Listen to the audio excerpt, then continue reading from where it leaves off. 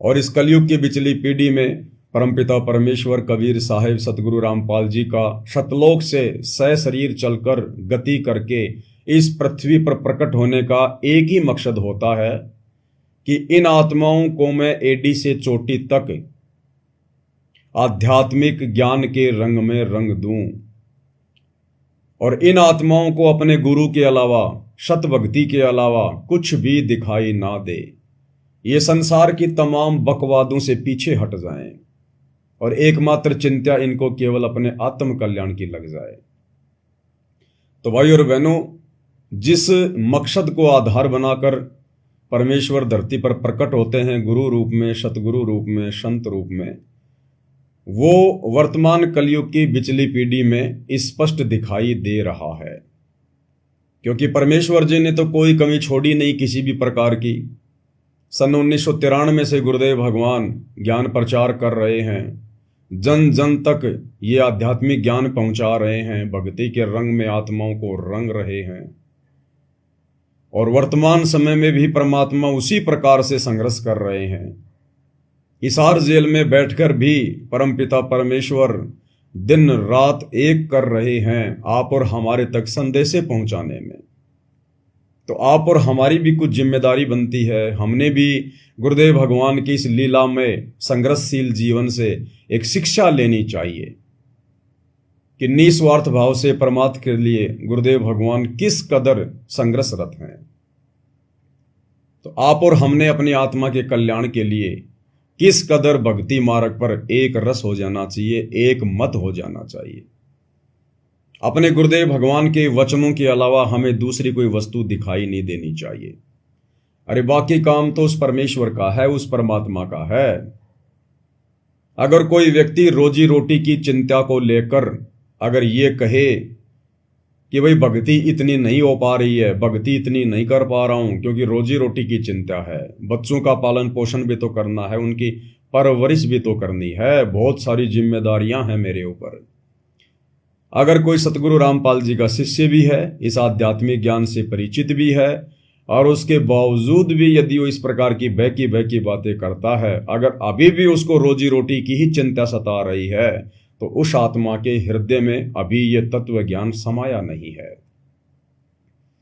भाई और बहनों, इस कबीर परमेश्वर सतगुरु रामपाल जी भगवान की शरण में आने के बाद यदि हम इनको अपना बाप मानकर, अपना परमात्मा मानकर, अपना सच्चा सतगुरु मानकर, पतिव्रता पद पर रहकर, इनको समर्पित होकर, हर प्रकार से मर्यादाओं में रहकर अगर भक्ति करेंगे तो भाई और बहनों, रोजी रोटी तो कोई समस्या है ही नहीं। और अन्य कौन सी जिम्मेदारियां हैं आज हमारे ऊपर? जो व्यर्थ की जिम्मेदारियां ये समाज बिना तत्व ज्ञान के परंपराओं में फंसकर, रूढ़िवादी उन कुरीतियों में फंसकर निभा रहा है, वो सारी परंपराएं तो गुरुदेव ने हमसे छुड़वाई दी हैं। सिंपल तरीके से रमेणी के माध्यम से, बिना किसी खर्चे के, दहेज के, बिना बैंड बाजे, बिना घोड़ी के, बिना पंडित के, बिना बारात के, जो हम अपने बच्चों का संस्कार पूरा करते हैं, अब बताओ उसमें काहे का खर्चा है? बिल्कुल फ्री में, एक पैसे का खर्चा नहीं।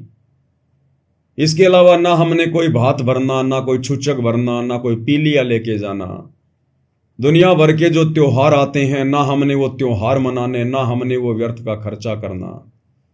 ना हम कोई सिनेमा देखने जाते, ना हम कोई बीड़ी गुटखा शराब पीते, ना मांस खाते, ना कहीं पिकनिक के लिए जाते, ना कहीं घूमने के लिए जाते, ना कहीं मंदिर मस्जिद चर्च गुरुद्वारे में जाते, ना फालतू में रिश्तेदारियों में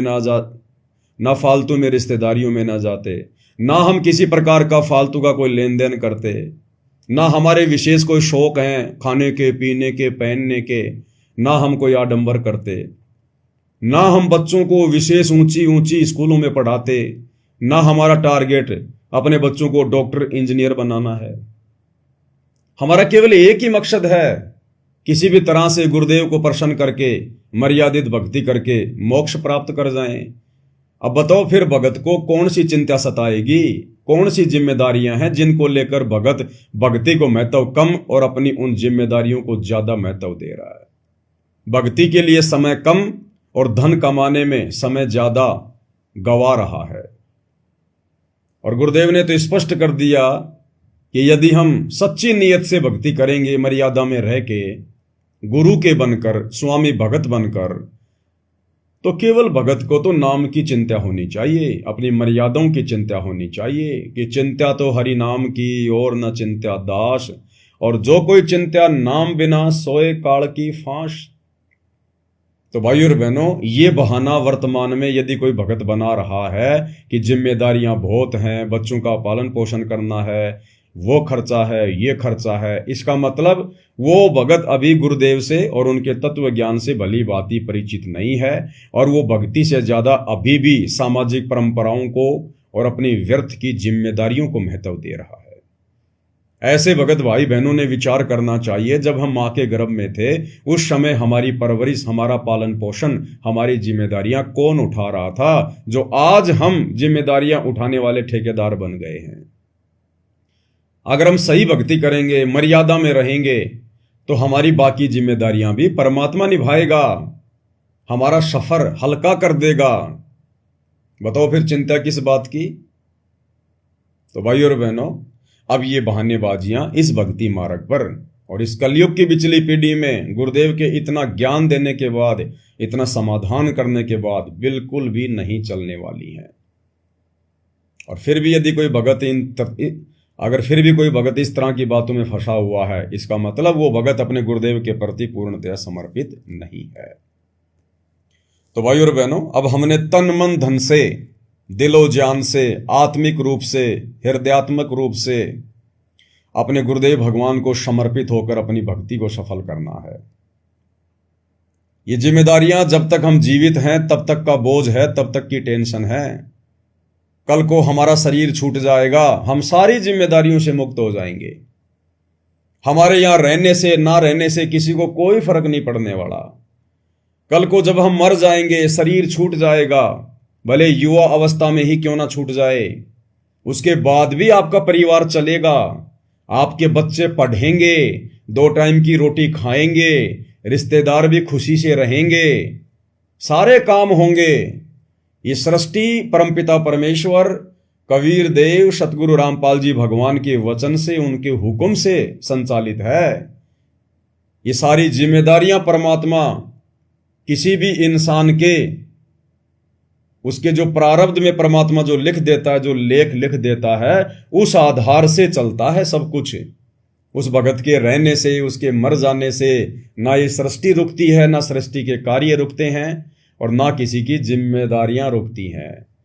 तो भाइयों और बहनों, जब इस पृथ्वी पर आप और हमारे जैसे 2 कोटि के जीवों के रहने से या ना रहने से जब कोई फर्क ही नहीं पड़ना किसी को, और ज्यादा से ज्यादा हम देखते हैं अक्सर जब किसी परिवार का कोई सदस्य शरीर छोड़ जाता है, तो ज्यादा से ज्यादा 8 या 10 दिन तक लोग आएंगे, पूछेंगे, रोएंगे, धोएंगे, फॉर्मेलिटी करेंगे। और रिश्तेदारों को तो विशेष कोई चिंता टेंशन होती ही नहीं, चाहे कोई मरो या ना मरो। रही बात खुद के परिवार की, तो खुद के परिवार के विषय में भी गुरुदेव भगवान ने हमें भली भांति समझा दिया कि बच्चों, मतलब के बिना कोई नहीं प्यारा। 10-12 दिन का खेल है सारा का सारा। उसके बाद में अगर तुम्हारी स्त्री अगर युवा है तो दूसरा कसम कर लेगी, या फिर अपने काम धंधे में सेट हो जाएगी, भाई बहन अपने अपने काम धंधे में सेट हो जाएंगे, और महीने 20 दिन के बाद में वो मरने वाला जो परिवार का ठेकेदार बन रहा था, जिम्मेदार व्यक्ति बन रहा था, मुखिया बन रहा था कि मेरे बिना तो शायद परिवार चलेगा ही नहीं, उसके मरने के लगभग 1-1.5 महीने बाद में वो मरने वाला 10-15 दिन में कभी कभी याद आता है, कभी कभी याद है। और जब बात चले जाती है 2-3 साल पर, फिर तो उसकी कोई आवश्यकता ही नहीं, उसका चिंतन मनन ही नहीं होता किसी प्रकार का। लोग कहेंगे जो चले गए उनके बारे में क्या बात करना। तो बताओ, आप और हम फालतू में मर रहे हैं, आप और हम फालतू में मर रहे हैं इन व्यर्थ की जिम्मेदारियों में। अब यदि सबसे बड़ी भगत की कोई जिम्मेदारी है सतगुरु की शरण में आने के बाद, तो अब हमारी सबसे बड़ी जिम्मेदारी अपने परिवार के प्रति नहीं है, क्योंकि वो ठेका तो गुरुदेव ने ले लिया परिवार की जिम्मेदारी का, पालन पोषण का, धंधा भी बढ़िया देगा, सारा काम देगा, बच्चे भक्ति करेंगे, उनके संस्कार बनेंगे, हमें काहे की चिंता। फिर परमात्मा संभालेगा अपनी आत्माओं को, वो हमारी आत्मा थोड़ी है। हम तो फालतू में अपना बेटा बेटी कह के फालतू की जिम्मेदारी ढो रहे थे। पिछले जन्म में वो किसके बेटा बेटी थे? अब हम मर गए और मान लो बेटा बेटी पार नहीं हुए, अगले जन्म में वो किसके बेटा बेटी बनेंगे? तो हम तो फालतू के ठेकेदार बने फिरते हैं। तो नाम उपदेश लेने के बाद जब भगत को ज्ञान हो जाता है तो गुरुदेव कहते हैं कि भगत की तो केवल एक ही परम जिम्मेदारी होती है, उसके गुरुदेव भगवान के प्रति, कि गुरु ने हमें जो कार्य दे दिया है, जो महान कार्य, सत भक्ति वाला कार्य, जो जिम्मेदारी गुरु ने हमें दे दी, सुबह सुबह नित्य नियम मंत्र जाप करना, सत्संग सुनना, दोपहर की रमेणी करना, शाम को संध्या आरती करना, पांचों यज्ञ करना, ये है सबसे बड़ी जिम्मेदारी भगत की। अगर ये जिम्मेदारी हम पूरी लगन के साथ में और तन्मयता के साथ में अगर निभाएंगे तो गुरुदेव भगवान प्रसन्न होंगे, क्योंकि परमात्मा तो भक्ति से प्रसन्न होता है, भगत के स्वभाव से प्रसन्न होता है। और गुरुदेव भगवान यदि प्रसन्न हो गए तो बाकी जिम्मेदारियां तो परमात्मा बहुत हल्की कर देगा, बहुत हल्की। जब उस परमात्मा ने माँ के गर्भ में आकर, उस गर्भ में हम जो नरक कुंड भोग रहे थे, जो दुख भोग रहे थे, कष्ट भोग रहे थे, जब परमेश्वर ने वो हल्का कर दिया और आज हमें अपनी शरण में लेकर हर प्रकार की बुराइयों से, जिम्मेदारियों से, परंपराओं से मुक्त कर दिया, तो क्या वो परमात्मा फिर इस जिम्मेदारी को हल्का नहीं करेगा?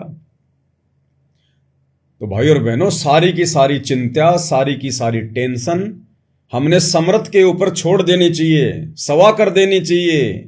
जैसे पंडित जी हवन में सवा करवाते हैं ना, स्वाहा स्वाहा। अब हमने ये सारी जिम्मेदारियां अपने बेटा बेटी की, हे गुरुदेव आपके चरणों में स्वाहा। ये फालतू की जिम्मेदारियां, फालतू की सोच, दो टाइम की रोजी रोटी के लिए आवश्यकता से ज्यादा भटकना भ्रमणा, हे गुरुदेव आपके चरणों में स्वाहा। बच्चे नौकरी लगे ना लगे, हे गुरुदेव आपके चरणों में स्वाहा। हे मालिक, ये बच्चे भक्ति करें ना करें, इनके संस्कार आपकी आत्मा आप जानो, स्वाहा। हे परमात्मा, मुझे इस मोह ममता के जाल में, इस फालतू की चीजों में ना फंसाना, स्वाहा। और अपने दास का आत्म कल्याण करो गुरुदेव, स्वाहा। तब भाई और बहनों हमारी बात बनेगी वर्तमान में, अन्यथा बात नहीं बनने वाली है। अगर हम खुद ही ठेकेदार बने रहेंगे ना तो बात फिर बिगड़ जाएगी। क्यों? फिर परमात्मा भगत को फिर फ्री छोड़ देता कि जा बेटा, जब तू ही जिम्मेदार बन रहा है, जब तू ही ठेकेदार बन रहा है, तो ये ठेकेदारी फिर तू ही निभा। अब जीव की कितनी को औकात है ठेकेदारी निभाने की? रह जाएगा, फिसल जाएगा। क्योंकि परमात्मा ये सत्य ज्ञान देकर जीव को उसकी औकात ही तो याद दिलाते हैं कि तेरी औकात कुछ भी नहीं है। इस अहंकार अभिमान को त्याग दे, दास भाव में आ जा। और दास की चिंता फिर उसके परमात्मा को होती है, उसके मालिक को होती है। दास का काम केवल मालिक की आज्ञा का पालन करना होता है।